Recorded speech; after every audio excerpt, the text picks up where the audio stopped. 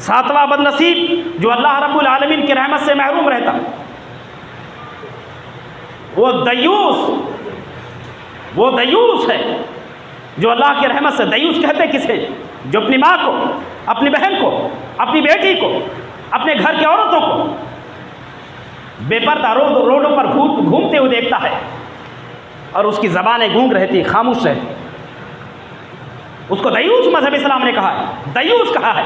खुद घर में बैठा हुआ है, खुद इधर उधर क्या नाम है तिजारत की मंडियों में बैठा हुआ है, अपने घर की औरतों को बाजारों में की जीनत बना रहा है, मज़हब इस्लाम ने उसको दयूस कहा है। वो भी अल्लाह रब्बुल आलमीन की रहमत से महरूम रहता है। अल्लाह के नबी ने इरशाद फरमाया, अलमरअतु औरतुन फ़इज़ा ख़रजत इस्तशरफ़हा शैतान, औरत जो है सरापा पर्दा है, औरत मुकम्मल पर्दा है, छिपाने की ज़रूरत है, नुमाइश की चीज़ नहीं है, नुमाइश की चीज़ नहीं है, बाजार करने की चीज़ नहीं है, मार्केटिंग की चीज़ नहीं है, बाज़ारों में घूमने की चीज़ नहीं है, रास्तों में घूमने की चीज़ नहीं है, पगडंडियों की जीनत की चीज़ नहीं है, मार्केटों की जीनत की चीज़ नहीं है, बाज़ारों की जीनत की चीज़ नहीं है, वो घर के अंदर रहने की चीज़ है। अल्लाह के नबी ने कहा जब वो घर से बाहर निकलती है तो शैतान उसके ताक में रहता है, शैतान उसके पीछे रहता है, शैतान उसको बहकाता है, शैतान उसको गुमराह करता है, गलत काम में, गलत और रास्ते पर उस शैतान उसको लगाता है। और वो जब अब घर के अंदर रहती है तो रब्बुल आलमीन की रहमत से सबसे ज़्यादा करीब रहती है। घर के बाहर जाती है, रब्बुल आलमीन की रहमत से दूर रहती है, घर के अंदर रहती है, रब्बुल आलमीन की रहमत से करीब रहती है। और ऐसे लोग, ऐसे नौजवान,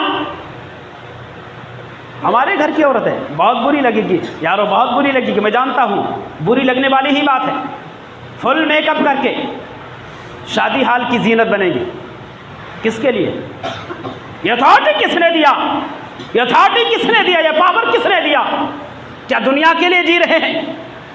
दुनिया की नुमाइश के लिए हमारी औरतें हैं, हमारी बहनें हैं, हमारी माएँ हैं, हमारी बेटियां हैं, दुनिया वालों की नुमाइश के लिए फुल मेकअप करके शादी हाल की जीनत। और वहाँ जाने के बाद में, शादी हाल में जाने के बाद में तमाम औरतों के जिस्म से नकाब उतर जाते हैं। इस्लाम तो कहता है कि अपने हमजोली औरतों से भी तुमको पर्दा करना है, साथ में रहने वाली औरतों से भी पर्दा करना है, उनके सामने भी आप बेपर्दा, या औरतें बेपर्दा नहीं हो सकती हैं। नकाब उतारने के लिए किसने कहा? अगर कोई औरत अगर बुर्के में रहती है तो लोग, औरतें, दीगर औरतें उस पर हंसती हैं। अस्तग़फिरुल्लाह सुम्मा अस्तग़फिरुल्लाह। औरत से भी पर्दा करना है।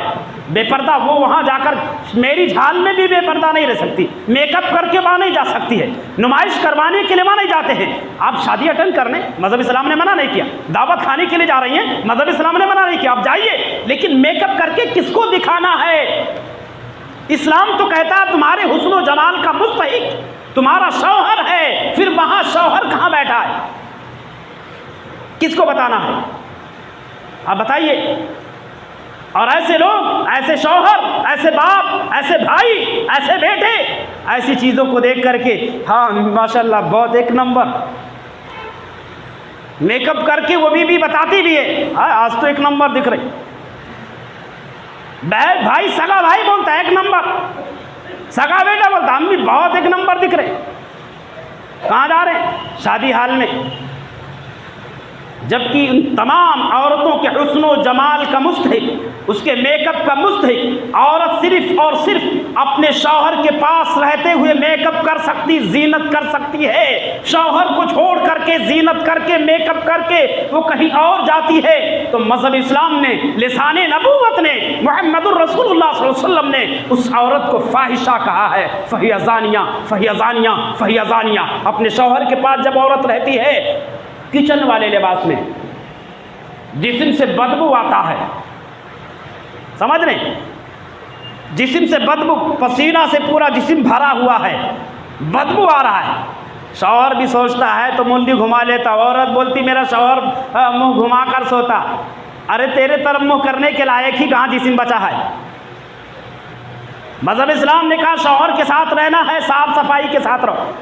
शौहर के साथ सफाई नहीं है, गंदा कपड़ा, गंदा जिस्म, बदबूदार जिस्म, पसीने की वजह से जिस्म से बदबू आ रही, शादी हाल में खुशबू लगाकर, मेकअप करके, खुशबू से मुअत्तर होकर के, जीनत करके, ये तमाम चीज़ें ऐसी हैं जो हमें और आपको रब्बुल आलमीन के रहमत से महरूम बनाती हैं। और इन तमाम चीज़ों को देख करके जो भाई, जो बाप, जो शौहर, जो बेटे खामोश रहते हैं, मज़हब इस्लाम ने उनको क्या कहा? दयूस कहा है। वो दयूस है कौम का, और वो दयूस अल्लाह रब्बुल आलमीन की रहमत से महरूम रहता है।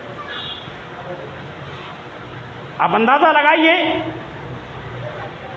कि ये जुर्म, ये खामी, ये खराबी कहाँ कहाँ पर है, ये वबा किस कदर फैली हुई है। मैं जानता हूँ कि मेरी बात तल्ख लगेगी, लेकिन सच्चाई यही है, सच्चाई यही है।